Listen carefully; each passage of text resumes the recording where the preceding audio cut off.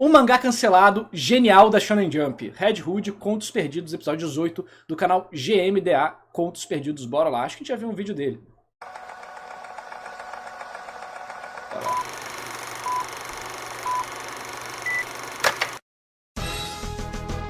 O mundo dos mangás é um lugar fantástico, cheio de grandes histórias, com grandes aventuras, personagens extremamente marcantes, lutas de tirar o fôlego, conflitos de se emocionar lendo, amores apaixonantes. Mas ao mesmo tempo é um mundo sombrio, onde os autores precisam trabalhar por incontáveis horas, dedicando sua vida inteira para um trabalho que pode nem resultar em algo tão positivo. A vida dos mangakas não é nem um pouco fácil, e quando você tenta a sorte no palco mais popular dessa forma de mídia, existe uma grande chance de até o criador mais promissor se encontrar num beco sem saída, sem o tempo suficiente para poder terminar a história que havia começado. Anteriormente já falamos sobre alguns mangás que não O público é cruel. duraram o suficiente na Shonen Jump, mas infelizmente ou felizmente eles não foram os únicos casos. E essa é uma história muito longa e com vários capítulos. Então hoje pela primeira vez retornaremos em um tema passado, um capítulo adicional para essa saga, sobre mais uma história que tentou ser diferente de alguma forma num período recheado de obras famosas, que não cativou o suficiente, mas ainda conseguiu se tornar memorável de uma maneira bem inesperada, mesmo nos seus últimos momentos. Eu sou o Jenda e sejam bem-vindos novamente aos Contos Perdidos. Ô, JMDA, se você estiver me assistindo, seus vídeos têm inspiração no formato de vídeos do Nerd Slayer? Até a forma que você fala é parecida. E essa parte aqui de detetive... A Shonen Jump é uma revista pouco. de antologias, então no lugar de se comprar uma revista de uma série em específico, ela é formada por uma boa dezena Chat, vocês estão vivos, né? Fala alguma coisa aí pra eu saber se a internet não caiu. delas, normalmente tentando variar os seus temas para conseguir um público bem diverso. E com isso, sempre que uma história acaba, outra é encomendada para cobrir aquela lacuna, e às vezes um bom passaporte para essa vaga são as competições de one-shots. One-shots se tratam de obras de mangás fechadas em apenas um único volume, de costume são uma boa maneira para um iniciante fazer o seu nome. Alguns grandes mangakas em seus períodos iniciais buscaram Então, em geral, todos os mangakas começam com one shot. Muito raramente eles não fazem one shot. resultados positivos em competições assim, como o caso de Araki de Jojo, que começou numa competição do Osamu Tezuka com o seu mangá hoje perdido, The Bottom. E em uma dessas competições, mais especificamente na 14ª Gold Future Cup, publicada na Weekly Shonen Jump, o vencedor dela foi Yuki Kawaguchi com Red Hood. Chapeuzinho Vermelho, e a história dela era bem isso, uma reimaginação desse conto clássico com um toquezinho de horror e ação. Um garoto tentando ajudar uma caçadora de capuz vermelho em sua batalha contra um lobisomem que estava atacando seu pequeno vilarejo. Uma boa premissa que conquistou pessoas o suficiente para garantir a sua publicação. Assim, depois de ser retrabalhada um pouco, em 28 de junho de 2021, começava a ser publicada simultaneamente no Japão e nos Estados Unidos, Hunters Guild Red Hood. O enredo do mangá começa de maneira extremamente... Eu já li, tá? Eu não li Red Hood inteiro. Meu amigo adora Red Hood, é meu amigo que mexe com mangá. Aí eu peguei pra analisar Red Hood. Eu peguei acho que os 5 primeiros capítulos e os 5 capítulos finais. Nos 5 capítulos finais, os mesmos problemas dos 5 primeiros capítulos estavam lá. Então desculpa. Tudo aponta que o cancelamento foi válido. A história teve muito problema em corrigir os seus próprios problemas e isso deixou o público desinteressado eventualmente. similar ao One Shot. Um pequeno vilarejo no meio do nada está sendo aterrorizado por um lobisomem. Velo, um garoto órfão que perdeu sua família por um lobo e foi adotado pelo prefeito, se voluntaria à luta, apenas para ser zoado e ser surpreendido pelo seu pai adotivo, o prefeito da cidade, dizendo que já contratou um caçador da guilda de caçadores para resolver o problema. O preço foi barato também, apenas teve que vender sua casa e todas as suas ovelhas. Quando a caçadora chega, entretanto, vemos que ela é uma pequena menina com um capuz capuz vermelho. Green é o seu nome. Com dúvidas sobre as suas habilidades, o prefeito manda Velon mostrar a região para Green. Os dois não se dão muito bem. Velon entende o mundo de uma maneira maniqueísta, dividido entre o bem e o mal, e questionando alguém cobrar tão caro para salvar vidas, enquanto Green é fria e tenta enxergar o lado cinza de uma situação. E no fim do dia, caçar lobisomens é algo que deveria ser bem remunerado. Assim, com suas diferenças, eles se encontram com o lobisomem, enfrentam a fera. Velon conhece... Não, o final da obra é com certeza o autor bravo com a revista. Isso aí é fato. Isso é fato. Aquele final não era pra ser o final. Aquele final acontece o autor tentando, né, soltar a frustração dele. Eu não acho que é birra do autor. Eu acho que é a frustração dele. Entendeu? Não sei até que ponto se destrói a história, porque eu não li ela inteira. Mas eu não já acho que é birra, não. O cara... Talvez esses conceitos fossem melhor trabalhados, visto que, que é um mundo de fantasia inspirado em um conto de fadas. A gente não sabe, né? Não teve tempo. Assim, o lado mais sombrio do mundo, e acaba meio que sem querer entrando numa batalha cruel e sem nenhum fim à vista. O primeiro capítulo tem suas qualidades. Algumas discussões entre os personagens são interessantes, como a ideia de lobisomens serem pessoas que simplesmente de uma hora para outra sentem a necessidade de comer gente, assim completando sua transformação, mas não quer dizer que eles são monstros do mal. Afinal, é a única forma de alimento possíveis para eles, já que toda outra forma de comida tem gosto de terra, como um Tokyo Ghoul. E a comparação é curiosa quando o Green comenta sobre a alimentação das pessoas com outros animais. A arte também é muito bonita. Kawaguchi consegue colocar muitas texturas em roupas, nas ambientações e nos pelos, e o seu character design é fantástico. Green foi amaldiçoada por uma bruxa, por isso sua aparência infantil, mas uma vez por dia, por 3 horas, ela pode revelar sua forma verdadeira, e espero que você goste de desenhos sobre mulheres musculosas, porque Yuki adora desenhar elas, e mais pra frente vamos ter uma dose dupla disso. O nome dela, Green, vindo dos contos dos irmãos Green, fecha muito bem a criação desse mundo, cercado de referências a esses contos, como a batalha final, onde um machado abre o lobo para tirar a Chapeuzinho Vermelho de dentro dele. Mas a melhor coisa desse capítulo, de longe, é o lobisomem. O design do monstro é sensacional, com uma aparência, movimentação e expressões quase de desenhos infantis, mas que se distorcem de maneiras impossíveis para um choque de horror que esse capítulo não pega muito leve. A luta contra a criatura também é muito interessante, com Velon sendo fraco, porém inteligente protagonista, e Green armada com centenas de armas diferentes dos caçadores. É um bom começo e que é coroado por um excelente cliffhanger para sua continuidade,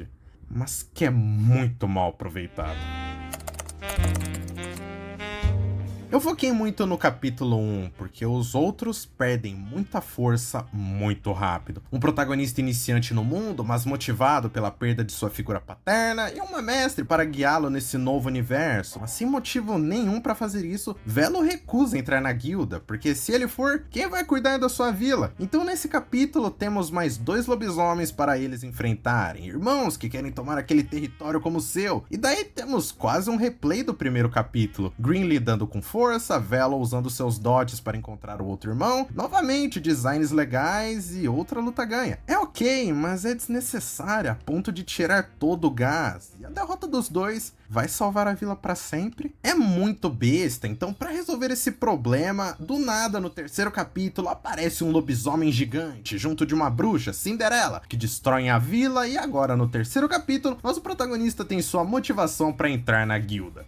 De novo. E para piorar ainda mais o ritmo dessa caçada, para entrar no grupo, Velon precisa de um arco de treinamento em uma viagem de barco com outra professora marombada, e aqui tudo de interessante na obra desaparece por completo. Velon, além de sua inteligência, é um protagonista qualquer. O treinamento é inexistente, quase não é mostrado nas páginas, o que é estranho para algo que é hypado como impossível. Dezenas de personagens, com designs interessantes pelo menos, são apresentados, mas rushados ao infinito, com um deles recebendo um backstory absolutamente qualquer coisa e do nada. E a pior parte, passamos todo o restante do mangá sem nenhum lobisomem ou qualquer criatura mítica, já que depois de conhecermos uma lagosta com um canhão nas costas, todo esse arco de treino se passa em um barco nada mágico. É basicamente jogar fora tudo de criativo que você tinha pra mostrar, e os capítulos da prova de admissão são super irritantes, com um jogo de pega ladrão que passa páginas e mais páginas páginas explicando os planos infalíveis do Velo, mas sem o carisma do Cebolinha. E a arte do Yuki continua muito boa quando os personagens estão estáticos, mas nas lutas se perde muito, com uma bagunça que é quase impossível de ser seguida. O cara ainda botou a página na diagonal, tá de sacanagem, né? Aí que não vai dar pra entender nada. E é assustador como algo tão promissor foi de 100 a 1 em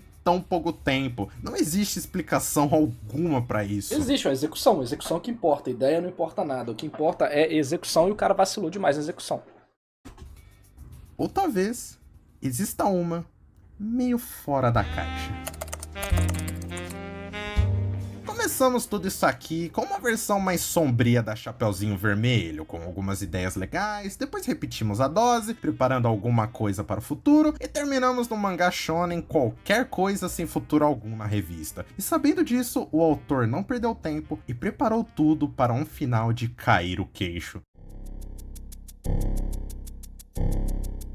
No final do primeiro volume do mangá, é revelado que a bruxa e o lobo gigante estão na presença do prefeito, que havia sido comido pelo lobo no começo, mas que aparentemente está vivo. Mas o que chama mais atenção ainda é o diálogo, com os personagens conversando sobre por que ele criou aquela dupla de irmãos lobo no capítulo 2. Era uma ideia idiota e só gastou páginas. Uma quebra da quarta parede bem estranha e super do nada, mas era preparação para o último volume, onde após eles ganharem sua licença de caçadores, Velo é surpreendido pela presença do prefeito, que o teleporta para a sala do primeiro Capuz Vermelho, que é o responsável por escrever a história do mundo. A verdade aqui é que o universo desse mangá é de fato um livro que caiu na Terra, onde para entreter uma forma de vida maior, os deuses chamados de leitores, histórias cada vez mais criativas, emocionantes e épicas deveriam ser escritas. Concept arts dos monstros, ideias dos lobisomens, até mesmo qual é a causa dos lobisomens. Eles tentaram escrever várias e também tentaram várias formas de como encerrar essa história, mas se a solução não for maneira o bastante, os leitores não vão ligar para ela, e quando os leitores não ligam para uma história,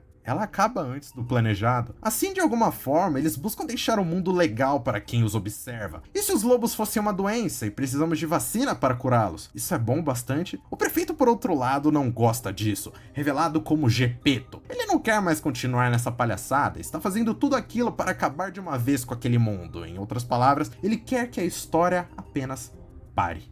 Sem precisar criar um arco final do nada, sem tentar correr para chegar em alguma luta climática, ele só quer um fim. E vemos isso claramente quando ele apaga o lobo gigante, que provavelmente seria um vilão do futuro do mangá, que não acontece. Velo, nesse caso, seria o Pinóquio criado por Gepeto, desde o início para ser o protagonista dessa história, tendo um arco de origem, um arco de treino, onde ele conhece um monte de personagens com designs legais, que poderiam ter os próprios backstories, e um objetivo heróico para que os leitores simpatizem. Tudo isso um grande setup para um mangá. Todos fantoches dos leitores. É um final mas tão metalinguístico que é assustador. Com até mesmo uma página descrevendo... Assim, você pode dizer que é incomum um autor fazer isso no final, né? Porque você tem algumas formas de autores para finalizar histórias canceladas. Primeiro, ele continua escrevendo a história como se nada tivesse acontecido. Segundo, ele tenta acelerar a história para ter um final. Terceiro, ele escaralha, né? Esse é o caso da escaralhação. Mas acho que, assim, é uma escaralhação incomum, né? Você não vê muitos mangás cancelados fazendo isso. Como os mangás da Shonen Jump buscam escrever suas histórias e começam até a brotar questões na sua cabeça. Será que o capítulo 2 foi planejado ou foi um pedido do editor do mangá para tentar vender mais a ideia? Será que essa chuva de personagens nada com nada num arco de treino foi uma tentativa de te fisgar fazendo genérico? É uma visão muito interessante do autor sobre como é escrever na revista, que eu duvido muito que tenha sido planejado como a real conclusão da história. Mas isso iria significar que no twist do capítulo 3, o autor já sabia do possível fim do mangá, o que confunde tudo ainda mais. E mesmo nessa confusão incrível sobre a quarta parede... O mangaka ele sente, ele normalmente tem no mínimo 5 capítulos para finalizar a história. E se ele sentir antes, ranking tá sempre baixo, ele já falou, cara, realmente não vai dar... Ele consegue com 10 capítulos fácil mudar tudo. Transforma o livro em um rifle, atira no prefeito, realizando o seu único desejo final, para que a história não tenha um fim algum, para que ela simplesmente pare com um cliffhanger para um futuro que os leitores jamais verão.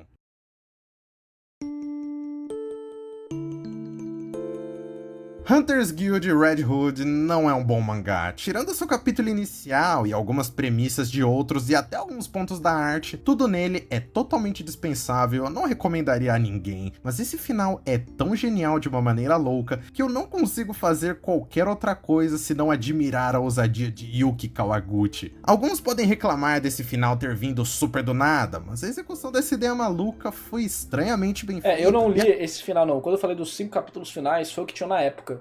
Que meu amigo falou pra eu ler. Então eu não lembro quais foram exatamente, mas era no meio desse treino aí. Eu lembro que era no meio desse arco de treino. Foram 5 e 5 ou 3 e 3? Agora eu não tô lembrado, mas eu li alguns capítulos iniciais e li alguns capítulos finais da época.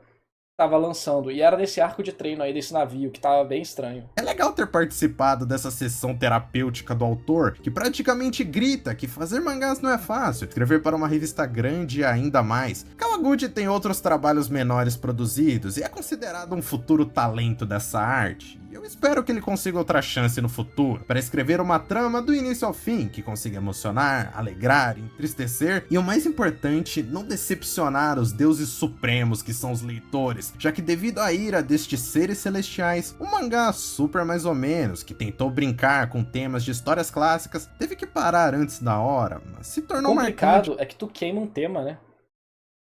O artista que faz... O cara fez Red Hood, vamos dizer... Se o cara quisesse tentar a história de novo, melhorando ela, dificilmente ele vai conseguir publicar isso na Shonen Jump. Dificilmente ele vai conseguir publicar isso em outra revista, porque tem muitos direitos da história que vão estar com a Shonen Jump. Então, se essa aqui era a história que o autor sempre quis contar e foi rejeitada dessa forma, é capaz do autor nunca mais querer fazer mangá. Até ele encontrar uma nova ideia que ele queira realmente, entendeu? E isso é complicado, cara. Tipo, tudo bem que o ideal é que o cara tenha várias histórias pra contar, mas às vezes era o tema bebê dele, né? Era o tema que ele gostava, que ele sempre curtiu. E ele conseguiu, caraca, finalmente vou poder contar uma história assim. Dá errado. Você não vai conseguir fazer outra história tão cedo sobre o mesmo tema. De um jeito muito maluco. Se o mangá tivesse seguido, ele iria melhorar. Existe uma outra linha do tempo que esse mangá era brilhante. Bem, isso jamais saberemos. Afinal, Hunter's Guild Red Hood, mais um pro capítulo de mangás cancelados, hoje não é nada mais do que um conto perdido. E muito bom. A gente já viu esse outro vídeo aqui de mangás da Shonen Jump cancelados, né? Tem que botar o react no YouTube depois. Ou já botou, agora nem lembro. Mas muito bom o vídeo, parabéns aí pro canal do cara. Eu vou mandar o link pra vocês verem. O canal do cara é pequeno, vale a pena se inscrever aí e acompanhar. Muito bom. Eu acho que Red Hood tem uma premissa legal. Gostaria de ver ele sendo bem executado. Assim, o autor ele teria a possibilidade de fazer isso na internet, né? Mas mesmo assim é mais instável. Tipo, um mangaka iniciante ganha mais de 20 mil reais. Para desenhar. Por mês ou por capítulo? Acho que é por mês na Shonen Jump. Eles ganham muito. O mangaka ganha muito, né? E o mangaka famoso ganha mais de 50 mil reais.